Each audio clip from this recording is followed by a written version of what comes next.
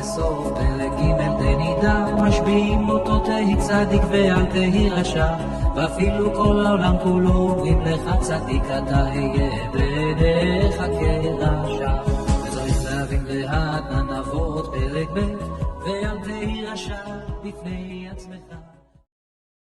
Estamos agora no começo do capítulo 4 do Tânia.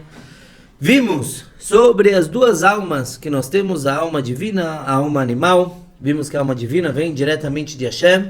E no capítulo 3 vimos que a alma ela tem 10 forças, 3 intelectuais e 7 emocionais. E também como que as intelectuais afetam as emocionais e como a pessoa deve utilizar. Queria falar um pouco da Levadinhos. Levadinhos é a loja aqui do nosso querido Moishale. Ele vende roupa para criança, chique. Meus filhos já usaram o Menachem no Pshernish. Mas Moishale não é só propaganda. Eu quero falar sobre roupa mesmo. O que é uma roupa? O que é roupa? Eu ia falar uma vestimenta, mas é redundante, né? O que é uma vestimenta? Batendo na porta. Uma vestimenta, ela vai ser o exemplo que será usado aqui nesse capítulo para falar de como a alma se expressa. Nós temos 3 vestimentas da alma: pensamento, fala e ação. A alma são as 10 forças, é bondade, severidade, etc. Agora, o que a alma usa para se expressar é o pensamento, a fala e a ação. E elas são chamadas de vestimentas, por quê? Porque é como se a alma se envolvesse nesses 3 caminhos para poder se expressar. Agora, uma vestimenta tem alguns pontos que diferem a vestimenta da pessoa. Primeiro, que a vestimenta, você não fala que tem uma vestimenta, uma roupa andando na rua, certo? Você fala que tem uma pessoa. A vestimenta, primeiro, permite que a pessoa ande na rua, permite que a pessoa se expresse do que ela é. Então, se você vê alguém de chapéu e capota, geralmente você vai falar que é um rabino, a não ser que você esteja em Bnei Brak, né? O Meacharim, que aí pode ser o engenheiro, o advogado, todo mundo está vestido igual.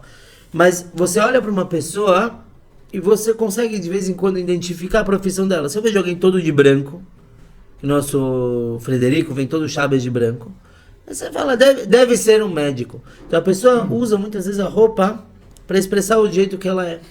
E se você vê uma pessoa que geralmente se veste de uma forma e ele está se vestindo de outra forma, então você vai falar que ele está fantasiado, certo? Porque ele usou algo diferente para se expressar. Agora, a roupa, ela pode ser trocada.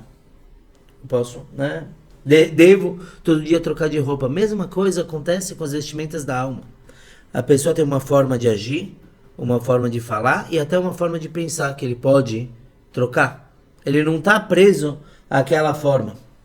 Quando a pessoa usa o intelecto, ele demonstra as 3 firot que a gente falou intelectuais, como ele usa Chokhmah, Binah e Dat, e quando a pessoa usa a fala e a ação, ele mostra o emocional dele. Então, por um lado, a roupa é fundamental para a pessoa poder se expressar. Por outro, ele pode constantemente trocar a mesma coisa com a roupa da alma. Vamos ver agora como que o Tânia aborda.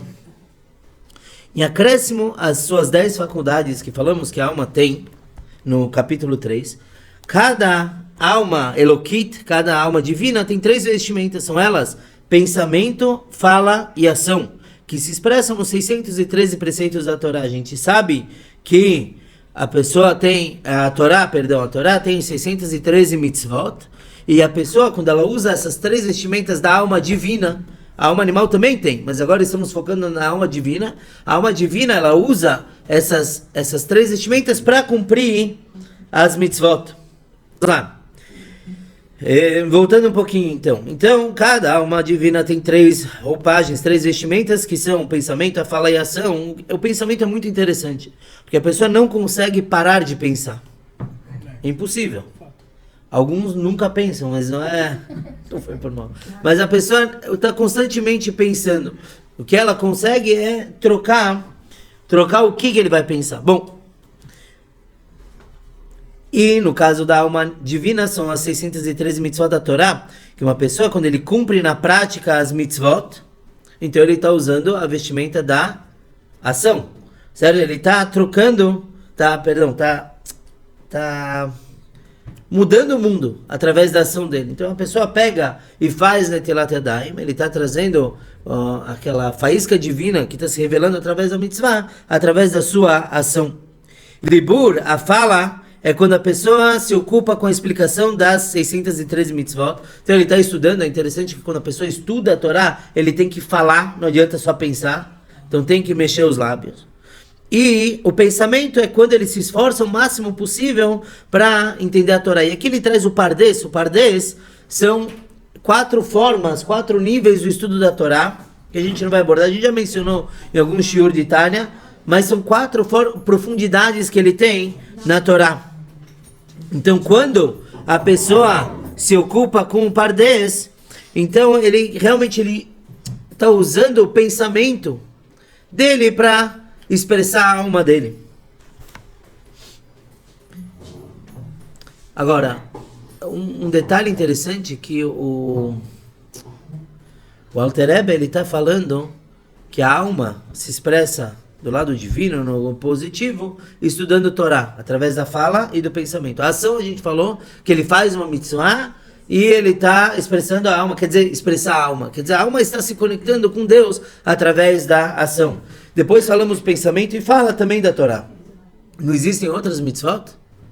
Claro que sim. De fala? O que a gente tem, por exemplo, na fala? Tem a mitzvah de rezar, tem a mitzvah de confessar pecados, tem a mitzvah de não falar Lashon Hara, não falar maledicência, que inclusive é o tema da aula online de amanhã. Tem falar brachot. No pensamento, quantas mitzvot a gente tem que depender do pensamento? Infinitas. Não, infinitas não, são descritas na Torá. Tem o pensamento da pessoa não pensar coisas erradas, é uma mitzvah. Tem quando a pessoa evita ter inveja, ele está cumprindo uma mitzvah de pensamento. Quando ele não deseja o que ele não pode desejar, uma mitzvah do pensamento. Quando ele ama a Deus, é pensamento. Então por que o Rebbe, em vez de falar de mitzvot em geral, por que ele fala justamente do estudo da Torá? É porque isso é uma novidade que a pessoa cumpre a mitzvah estudando com a cabeça também. E mais para frente a gente vai ver, em breve, como o Alter Rebbe, ele fala, então, o Hidush é o pensamento. De que ele fica meditando naquilo que ele estudou. E aí ele tá Fala um pouco mais alto para todo mundo escutar. Não, a pergunta, Sem vergonha. A pergunta é assim, se então o Hidush, a novidade que ele está trazendo, é que só de você ficar meditando naquilo que você estudou também, ele está cumprindo uma mitzvah com isso, né? Sim, ele não é que ele está cumprindo a mitzvah, porque a mitzvah tem que falar também, mas quando uma pessoa usa o pensamento dele, que nem a gente está fazendo agora, que a gente está usando o nosso pensamento para o estudo de Torá, então você consegue uma conexão muito especial com Hashem. A gente vai ver muito em breve, o Tânia vai explicar como quando a pessoa estuda a Torá, ele alcança um nível de abraçar Deus que nenhuma outra mitzvah consegue. Quando a pessoa estuda, ela abraça Deus e é abraçada por Hashem. Isso o Tânia vai explicar muito em breve como que funciona, o que tem de tão especial no estudo da Torá. Bom, Rabino, você falou do Pardes. É o Pardes que eu estou pensando ou é outro Pardes? Eu sei que eu sou quase um profeta, mas eu ainda não cheguei lá. Não. Qual você está pensando? A loja Pardes lá na... Pardes para nós, para quem mora em Israel, Pardes para nós é o campo. Não, é como eu falei antes, é chamado de pomar, são 4 níveis de estudo da Torá. Pirush, é o Pei, Pirush quer dizer a parte simples do estudo, depois tem a parte profunda, tem como o que você lê na Torá é um exemplo para outra coisa, e tem um Sod, que é Kabbalah, que são segredos por trás de cada palavra. Então quando a pessoa se ocupa com isso o máximo possível, então a alma dele está usando o pensamento para expressar a conexão com Hashem.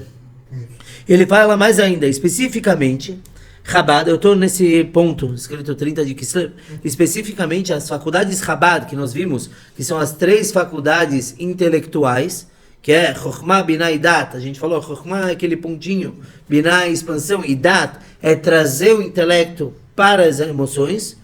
Isso a gente viu bastante nas últimas 2 semanas.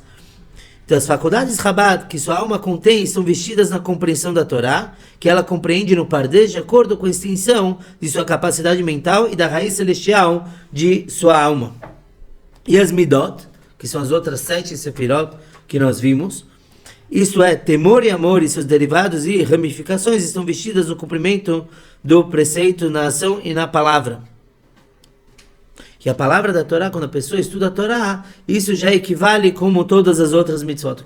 E ó, fala. Quando você fala estudar a Torá, exatamente significa o quê? Por exemplo, é ler a Torá ou interpretar alguma coisa na Torá, ou isso que nós estamos fazendo é um estudo da Torá?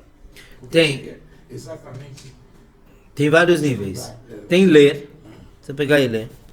Tem você interpretar, é outro nível. Tem você... Ler a Torá significa já estar estudando a Torá? Ler que nem a gente lê no Shabat? Não. Não, porque só quem está entendendo. Quem acompanha na tradução, aí tá estudando. Não, mas exatamente, como é que eu posso entender alguém que estuda a Torá? Quem estuda a Torá é quem pega os livros e lê e revisa e compara com outros estudos. Aí cada um tem a sua forma de estudar. Se a pessoa só pega um livro... Sim, tem pessoas que estudam 5 minutos por dia, abre o livro, lê um pouquinho, lê e acabou. Isso conta como estudo da Torá, não é que ele não estudou nada.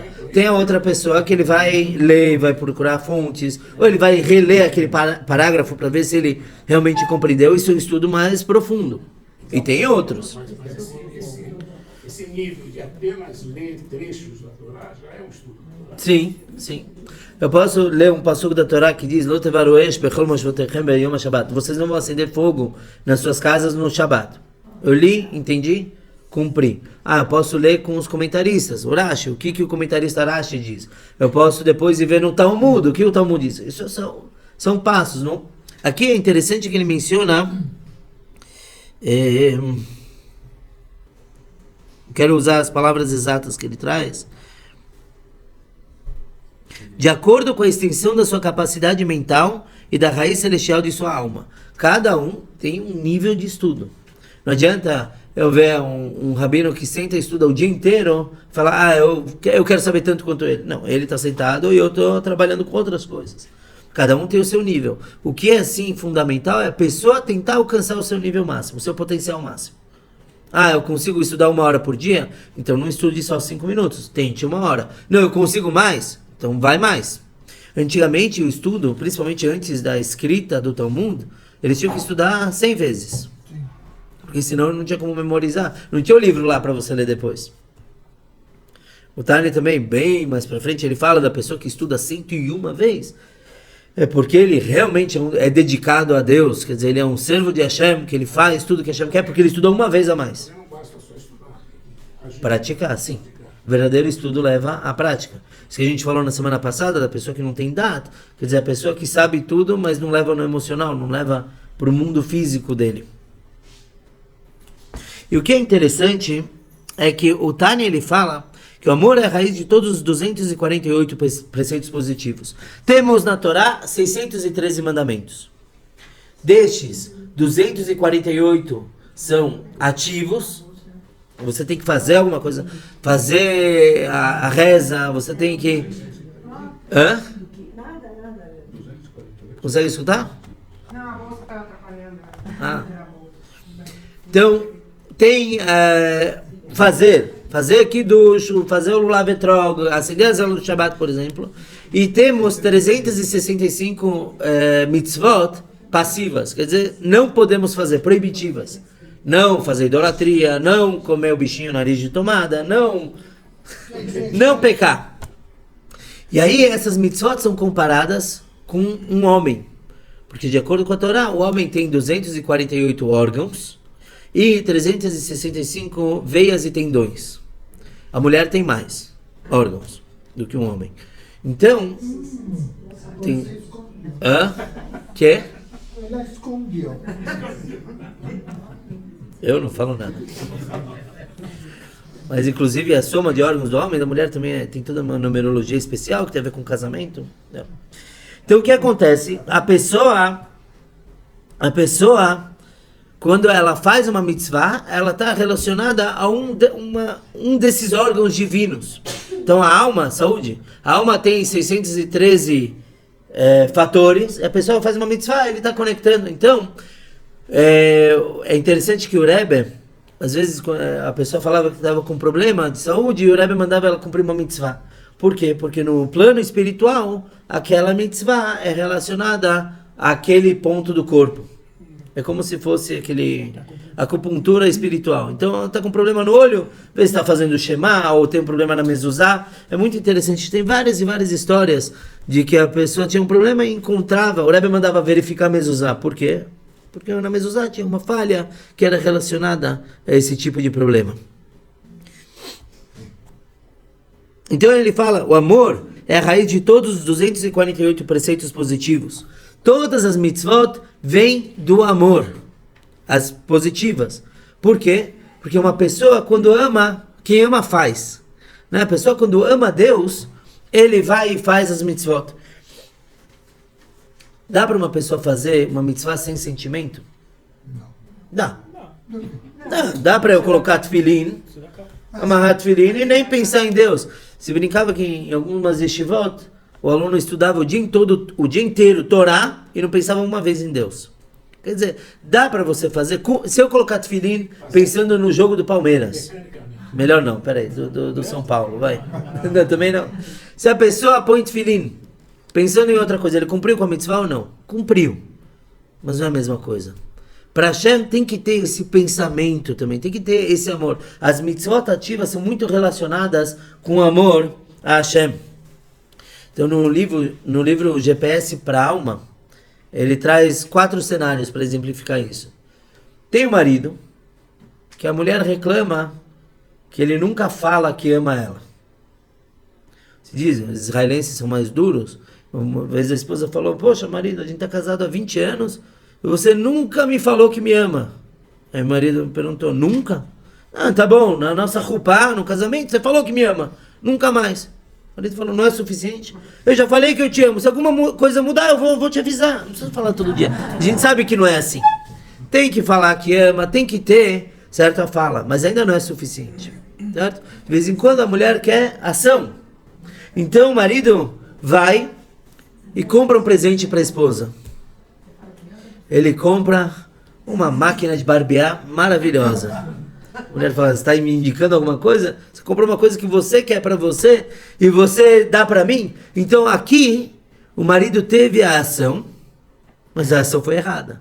Quer dizer, o foco foi errado. No terceiro cenário, o marido vai e compra a joia que ela queria. Só que na hora de entregar, ele entrega com uma cara feia. Joga assim na mesa. Valeu? Valeu, ela ganhou uma joia. Ela ganhou a joia, mas o que ela queria não era a joia. Era a joia. Mas era aquele sentimento que acompanha a joia. E no quarto cenário, o marido vem e abre aquele sorriso e dá aquela joia. Certo? O que mudou do quarto para os outros? No quarto para os outros, o marido usou pensamento, fala e ação. Então ele expressou, eu já mencionei algumas vezes, tem um judeu cardíaco. Quem é? Aquele judeu que nem vai na sinagoga, nem põe tefilin, nem faz nada. Você fala, mas você é um Yehudi? Sim, eu sou um judeu no coração. É só cardíaco. Não serve isso. Hashem precisa da ação da pessoa. Então quando você ama, quem ama faz. Então a pessoa, ela ama Deus, ela começa a cumprir as mitzvot. E vice-versa. A pessoa cumpre as mitzvot e tem que ter a emoção. Na Parashá passada, Shabbat, a gente leu Parashat Nassó, é a maior Parashá da Torá. Por quê? Porque a Torá repete 12 vezes a mesma coisa. Quando o tabernáculo foi ser inaugurado, então cada dia da inauguração, uma tribo trouxe um presente para o tabernáculo. E era a mesma coisa, a mesma quantidade de animais, mesmo peso em ouro, mesmo incenso, tudo igual. Só que a Torá repete 12 vezes. Por quê? Não bastava falar uma vez só que todos trouxeram a mesma coisa? A explicação do Rebbe é que não. Por quê? Porque cada tribo ofereceu com uma emoção. Então quem escreveu a Torá? Um ser humano ou Deus? Deus. Para Deus, cada tribo não apenas deu algo físico, deu uma emoção diferente. Então não dá para colocar tudo no mesmo pote, falar que é tudo a mesma coisa. Cada um deu com uma emoção e Deus valoriza isso. Então a pessoa, quando ela cumpre mitzvot com a emoção e com a ação dela, quer dizer, com o que ela precisa usar, então ela realmente está se conectando com Hashem. E é isso que ele fala, que o amor é a raiz de todos os 248 preceitos positivos. Porque o amor causa com que a pessoa faça todo o compromisso dela com Hashem. E sem ele, sem o amor, o cumprimento dos preceitos não é verdadeiro, pois aquele que os cumpre sinceramente ama o nome do Eterno e deseja unir-se a ele de forma verdadeira. Pois não é possível unir-se a ele senão através dos cumprimentos dos 248 preceitos. Ou seja, uma pessoa que quer se unir a Hashem, não tem fórmula mágica. Não, eu vou inventar alguma coisa. Eu vou sentar e o tempo todo falar eu amo Deus, eu amo Deus. Deus não pediu isso. O que Deus pediu está muito claro. É como um pai que pede um copo d'água para o filho e o filho vai e traz churrasco. Não é o que eu te pedi. Obrigado. É gostoso, eu gosto. Carne, mas eu estou com sede. Você tem que me dar o que eu quero. Não adianta inventar uma nova religião e novos costumes. Então, o Tânia está falando que se a pessoa ama Deus, ele vai fazer. E se ele faz de verdade, então ele ama Deus. Não dá para uma coisa sem a outra. Não dá para ter intenção sem ação e nem ação sem intenção. Um aluno, uma vez que foi chorando para o professor, meus amigos querem me bater. Como você sabe que eles querem? Como você sabe que eles têm intenção? Porque eles me bateram, certo? Então se a pessoa tem a emoção, ele automaticamente traz a ação. Então a gente pode perguntar, se eu sou tão pequeno, a Peggy perguntou uma vez, como eu sei que a Hashem presta atenção nas minhas ações? 2 aulas atrás. Como eu sei que Hashem gosta das minhas ações? Eu sou tão pequeno. Eu pus o tzitzit hoje. Hoje eu falei Baruch Hashem. Como eu sei que Hashem se importa? Ele é tão grande. Então, Tânia, mais pra frente, ele traz um exemplo de um sábio e um simplório. Uma pessoa simples na frente de um sábio geralmente desaparece. Certo? Por quê? Porque o sábio tem toda a atenção e o sábio está conectado com assuntos mais elevados. E aí vem a pessoa simples. Aí o sábio pede para aquela pessoa simples um copo d'água. O que aconteceu aqui? Em primeiro lugar, aquela pessoa simples passou a existir para o sábio. Quer dizer, até agora o sábio estava ignorando ela, porque estava ocupado com outras coisas, e de repente ele pede uma coisa, então a pessoa simples fala, poxa, eu não sou invisível. Porque Hashem me pediu, Deus está me pedindo alguma coisa, o sábio está me pedindo alguma coisa. Mas também, se Hashem te pediu algo, por mais simples ou pequeno que você possa ser, você é extremamente importante. Se aquele sábio pedir aquele copo d'água, é importante para ele. O sábio não vai pedir qualquer coisa à toa. Estamos falando de um sábio bom, uma pessoa boa. Ele não vai pedir qualquer coisa à toa. Então, se ele está pedindo, é porque você é importante para ele para trazer. Então, isso responde, mesmo que Deus é infinito, supra, onipresente, onipotente, ainda assim nós somos muito, muito importantes para ele. Então, quando a gente cumpre a mitzvah, a gente está se conectando com algum nível de Deus, do corpo de Deus. Deus não tem corpo, mas filosoficamente, figurativamente falando, Deus se reflete nas mitzvot. Quando a pessoa faz, ele está se conectando a um dos níveis de Deus. E por outro lado, Ana, você que me perguntou semana passada do temor. Por que temer? Por que temer? Então ele traz aqui também, o temor é a raiz dos 365 preceitos proibitivos, o temor de rebelar-se contra o Supremo Rei dos Reis. Ou um temor mais profundo que esse, quando a pessoa se sente envergonhada. Todo relacionamento tem que ter duas coisas. Primeiro, amor. E segundo, temor. Não é um temor, eu não temo minha esposa, mas eu respeito. Temor é relacionado ao respeito. Então, por um lado, eu amo Deus, eu faço o que Ele me pede, por outro, eu não peco. E aqui ele traz 2 níveis de temor. A gente explicou bastante, de uma forma mais abrangente na aula passada, mas que existe um nível de temor, que por que eu não peco? Porque Deus não gosta do pecado. Então, eu não quero me separar dele. Existe um outro nível de temor, que é a vergonha. Imagina uma pessoa que está fazendo algo errado, e de repente entra o mestre dele, ou o pai dele, e vê. O que vai acontecer naquele momento? Não é algo de gritar, não estamos falando de um pai que vai gritar com o filho, nem nada disso. Mas o filho é pego no flagra. O olhar de desapontamento do pai e a vergonha do filho, certo? Vocês conseguem imaginar esse sentimento? Esse é um sentimento muito profundo do porquê uma pessoa não peca. Não só porque ele não quer ofender Deus, que é o rei, certo? Isso é muito, de certa forma, o Tânia chama isso de um temor muito superficial. O temor mais profundo é aquela vergonha. De vez em quando, uma pessoa passa por isso. Quando uma pessoa faz uma coisa errada, ele volta para casa e se olha no espelho. O que ele está sentindo? Puxa, eu sou tão maior do que isso, como foi que eu pequei? Por que eu gritei com aquela pessoa na rua? Imagina alguém que grita, um carro fechou, você grita e depois você vê que é alguém, um amigo. Poxa, que feio. Esse sentimento é um temor muito profundo e a causa do porquê que uma pessoa não vai pecar contra Hashem. E esse temor é a origem das 365 proibições da Torá. Quer dizer, coisas que fazem, que Deus não gosta, Ele pede para a gente não fazer, e eu não faço, quer dizer, eu não violo essas proibições, porque eu não quero desapontar o meu Criador. Claro, uma pessoa consegue fazer isso quando ele já meditou bastante, quando ele já entendeu a presença de Deus. Não é uma coisa tão simples. Mas ainda assim, quer dizer, uma pessoa normal consegue chegar a isso. Por isso está no livro do Tânia, que é da pessoa simples que se esforça. Fala. Deixa eu te falar só uma coisa. Só uma? Uma pessoa, durante a semana, põe os tefilin, faz toda a prece correta. Chega o fim de semana, começa na sexta-feira o Shabbat, não é? Sim. Ele faz tudo o contrário. Ele acende fogo, ele acende fogo, mas ele anda de carro. O Shabbat inteiro ele anda de carro, mas o fogo está aceso.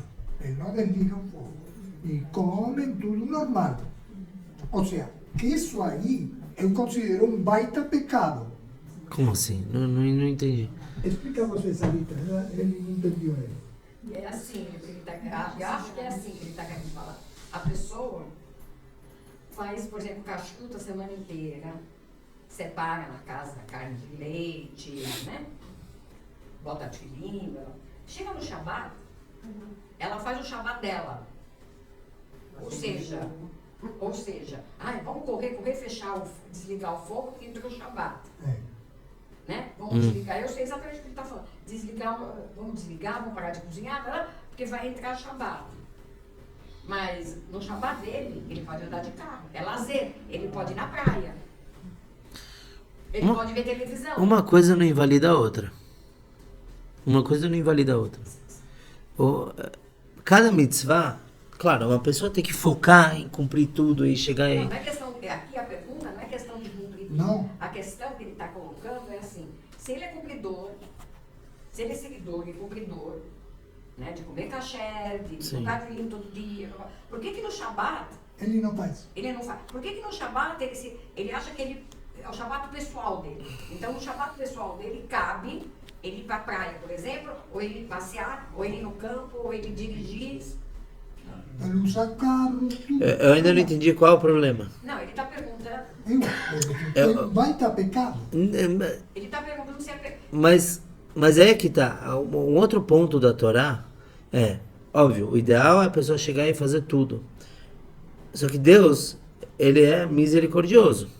E Ele sabe que nem as pessoas não conseguem fazer tudo. Tem que tentar fazer tudo.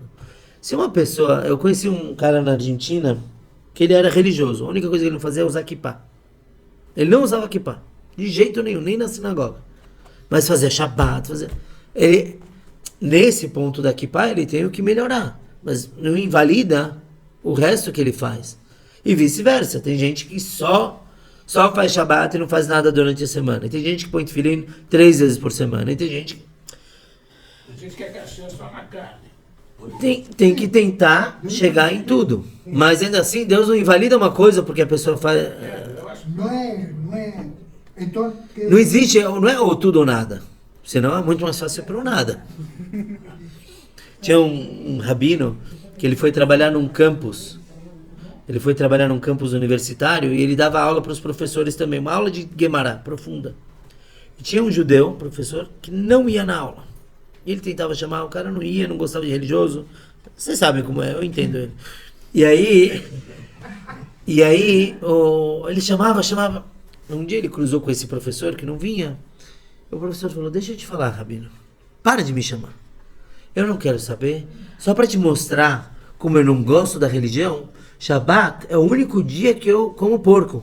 Em Shabat. Para mostrar que eu não gosto. O rabino falou, peraí, não entendi então. Não tem diferença nenhuma entre eu e você. Nós dois comemoramos Shabat, cada um a sua forma. E aí aquele professor quebrou com esse argumento, né? Porque se você realmente não acredita em Deus, a gente falou na semana passada, se você não acredita em Deus, por que você se rebela contra ele?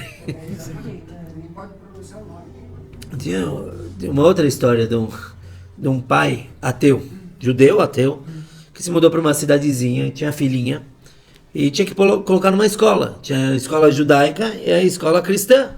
Então ele falou, judaica de jeito nenhum, mandou para a escola cristã. Tá bom, a menina foi toda feliz de manhã, teve a aula, voltou, e o pai perguntou, o que você aprendeu?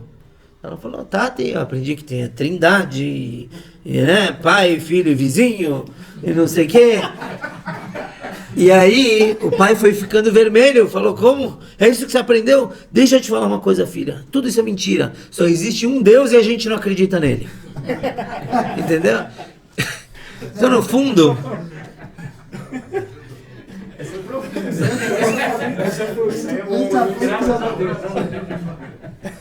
Só existe um e a gente não acredita. Então no fundo, todo Yehudi acredita. Dizem que não existe ateu quando o avião está caindo, não é? Então todo mundo acredita. Cada um tem a forma de expressar. Não se acredita em Deus quando o avião está caindo.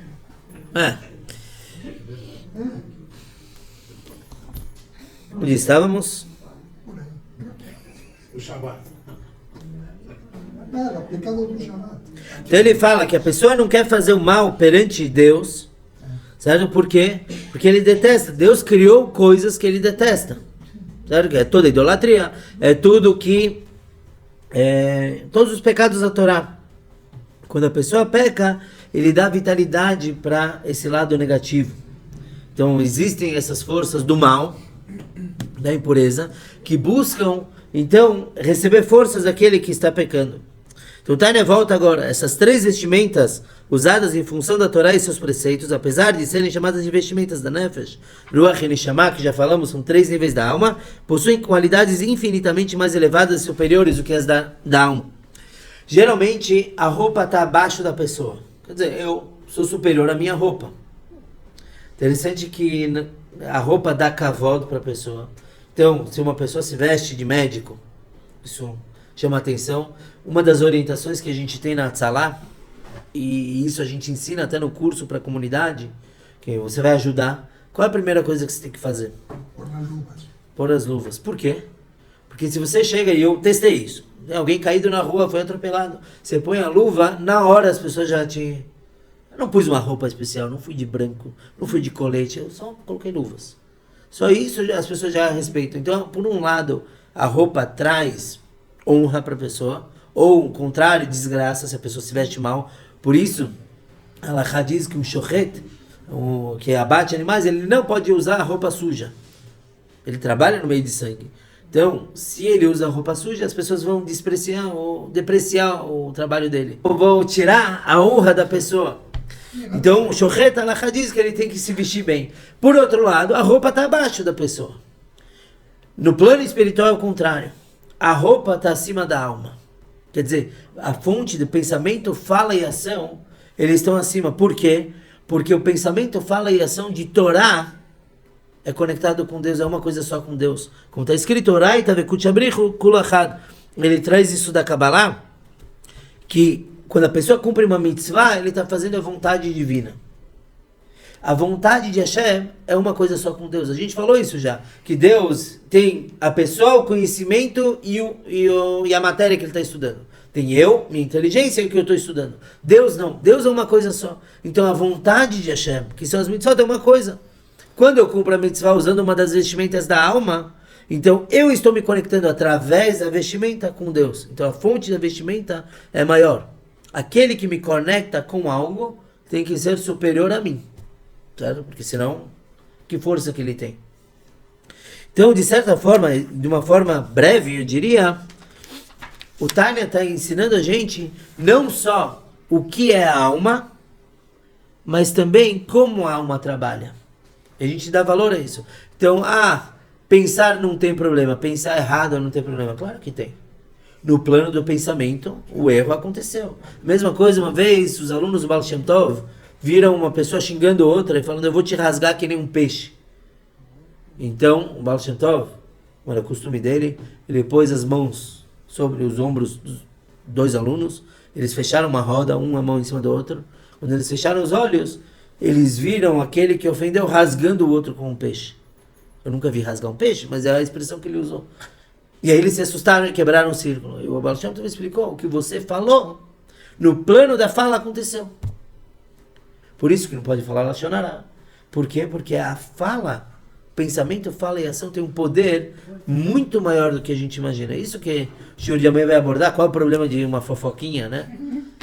Qual é o problema? Nenhum. Tem? Assista a aula de amanhã. Tem diferença aí, por exemplo, uma mitzvah, que você tem noção que você está fazendo essa mitzvah, e a mitzvah que é feita assim, sem você saber, e que depois você vê que tem uma mitzvah. Diferença no plano físico, não. Para Hashem, ele gosta mais de uma coisa bem pensada. Não, mas Tzedakah. Tzedakah é legal, porque está escrito que se teu bolso está furado e caiu uma moeda do teu bolso e o pobre viu atrás e pegou, você nem viu ele. Você nem sabe, você só vai perceber que ele pegou quando você chegar em casa e der pela falta. Ainda assim, você cumpriu uma mitzvah. Cumpriu a mitzvah de Tzedakah. Por isso, todo mundo furando os bolsos. Não. Mesmo assim, Cumpriu com a mitzvah. Porque alguém se beneficiou. Então, claro, tem o lado espiritual da coisa. A pessoa não alcançou, porque ela nem pensou naquilo. Eu vou te fazer outra colocação. E ó. Você deu o exemplo da moeda. Então, indiretamente, ele fez essa mitzvah, porque alguém se beneficiou. Agora, a gente tem falando genericamente falando, a gente tem outras mitzvot também, assim. E tem um negócio que, pelo menos que eu sempre aprendi, o que você dá uma, a outra não sabe. Então, isso também é uma grande mitzvah. Sim, o que a gente está falando da intenção da pessoa que está fazendo a mitzvah, é ela querer fazer a mitzvah. A pessoa que fez a mitzvah, a pessoa faz uma mitzvah e ela não quer que a esquerda saiba. não entendi isso aí, como assim? Você entendeu? Faz em oculto. Não, quando você... Não, é isso que a gente fala, o que a direita faz, a esquerda não tem que saber. Dos outras pessoas, a pessoa tem que saber. A ideia dos níveis de separar. Sim, não, mas isso da intenção é entre a pessoa e Deus. Não tem nada a ver com os outros. Quem tem que saber é Hashem. Eu tive intenção de fazer uma mitzvah, ponto final. Isso, Hashem sim tem que saber, ele sabe de tudo. Ele sabe da intenção. Eu acho que a verdadeira mitzvah é quando você faz sem ficar com intenção, eu dei. Não, Você faz e... Não, mas você tem que pensar, eu vou fazer a mitzvah de Tzedakah. É isso, não ficar se vangloriando. Por isso, Bom. não tirar com a esquerda e a direita. Desculpa. A intenção de fazer a mitzvah de Tzedakah sempre tem que ter, mas existem, Maimônides, né, são 8 níveis. 8 níveis, isso. De Tzedakah. Você dá e a pessoa que recebeu sabe que você deu. Você dá e a pessoa não sabe. Você dá para um fundo, para alguma... E você não sabe, nem não sabe para onde foi. Então, Qual é o maior nível? Qual é o maior nível de Tzedakah? Você levantou uma pessoa. É aqui... Maior nível de Tzedakah. Veja bem, você querer fazer a mitzvah. Daí para frente... Qual é o maior nível? Você mencionou os 8. Qual é o maior? Eu acho que é aquela que você dá alguma coisa e não precisa divulgar que foi você deu. Se a pessoa souber que foi você, ótimo. Mas Então, é isso que o Saulo falou. Tem o nível. Eu sei para quem eu dei, a pessoa não sabe de quem recebeu. Eu não sei para quem dei, mas ele sabe de quem recebeu. Tem vários. O maior nível é fazer um empréstimo. Porque a pessoa nem caiu. É o heterisca. É evitar... Heterisca, você... Não. Calma. Isso Alvá, emprestar dinheiro. Característica é outra coisa. Não, característica é considerada alvá também. Entre dar É dinheiro parte, para é um pobre, detalhe que de sempre alvá. foi pobre, e dar dinheiro para um rico que caiu e que hoje precisa, é maior a mitzvah de dar dinheiro para o Você rico. levantar ele. Não, mas antes de dar, não tô falando de dar, Antes emprestar. dele cair, Você emprestar por quê? Porque ainda, além de ajudar a pessoa a não cair, além disso, a pessoa não vai ter o sentimento de ter recebido um favor. Então nem... Ela não precisa ter esse sentimento. Se você dá, a pessoa nem caiu, mas olha, eu vou falir, não sei o quê, toma aqui 1 milhão, 5 milhões, tá? Meu Pix. Toma aqui, mas o receptor recebeu, ele sente que fizeram um favor. No empréstimo, você empresta e a pessoa não pode nem falar obrigado, quer dizer, é muito maior do que dá. Fala. É certo a pessoa fazer muita coisa por você, para você, mas eu queria saber se é certo ela cobrar isso. Eu acho que não. Não, depende. Não, assim, porque eu fiz isso, fiz aquilo outro, então eu mereço. Aí, de novo, é uma questão que a gente entra muito no tipo de pessoa. Que nem quem que falou? A Anitta falou da semana passada, uma pessoa que deu água, ou que vendeu água lá na praia, um problema que aconteceu. Isso vai de pessoa para pessoa. Se é certo? Não é certo. Mas, calma aí. A pessoa não é tão boa assim. E ele ajudou. O outro ia cair, ia ter um problemão. E emprestou. Ele pode, se ele quiser. É errado, mas não é um pecado ele falar, olha, eu te ajudei. Não é fácil bem, não olha quem? Não, isso também é errado. Claro. Tem coisa, um pobre me pede na rua 100 reais. Eu dou, eu posso estar matando ele. Caramba, pobre. Porque ele vai comprar droga. Pobre de geral. Tem que ter copo. Tem que ter copo. Tem gente que não presta, mas você tem que ajudar do mesmo jeito. Acho que quando você faz, você Tem que saber como ajudar. Isso que é. Hã? eu acho que quando você faz, você não tem que esperar Não tem que, mas ao mesmo tempo, a Alahá fala, por exemplo, você tem a obrigação de devolver o que alguém perdeu, certo? Isso é uma obrigação. Por outro lado, você pode cobrar para isso. Eu achei tuas galinhas jogadas na rua, eu cuidei por um mês, eu quero o dinheiro do que eu alimentei elas. Pode. Não, você tem que ajudar sem querer nada. Tem nível e tem nível. Arrancamos falso, você encontrou dinheiro. Sim. Tudo tem nível. Você pode exigir um ressarcimento do... Sim, depende do quê? Depende do que você pode. Eu te levei uma coisa, eu posso te fazer de favor, posso te cobrar. Como você está me cobrando? Não, mas vamos dizer que você perdeu as galinhas e eu achei e cuidei. Eu tenho todo o direito de cobrar. Esse caso é famoso. Qual? Não, pega as galinhas, aí passa o ciano do cara, volta, mas... Sim, isso era a Bihanina Mendoza, que cuidou e vendeu e comprou cabras porque já não tinha onde pôr as galinhas. Tem nível e tem nível. Aí Tem o que a pessoa pensa, se ela vai devolver. tem gente que presta, tem gente que faz favor para se vangloriar. O favor não é jogado fora. Eu dei 15 milhões para a sinagoga de Pinheiro ser construída e eu quero a placa com meu nome. Essa pessoa não presta? Claro que presta. Claro que Presta. Eu prefiro que ela dê sem querer nome nenhum. É o que eu faria. 15 milhetas. Não, aí que tá. Cada caso é um caso. Mas a pessoa, assim, tem gente que acha que tem o direito de se vangloriar quando ajuda alguém. Tira foto pra pôr no Instagram. Eu ajudei o pobre na rua. Tá errado, mas o pobre foi ajudado. No anulação. Na anulação, exato. Se eu quiser deixar um nome, colocar um nome numa placa, tudo bem, mas foi a instituição que quis pôr. Não, mas a pessoa tem o direito de querer também. E tem uma intenção atrás disso. Não é errado. Quantas pessoas dão dinheiro na sinagoga pra pôr plaquinha de alguém? Garanto que a pessoa, aquele que está sendo homenageado, já faleceu, não tá nem aí se pôs plaquinha ou não. A Tzedakah é o que fez bem pra ele. Ao mesmo tempo, as pessoas querem pôr plaquinha.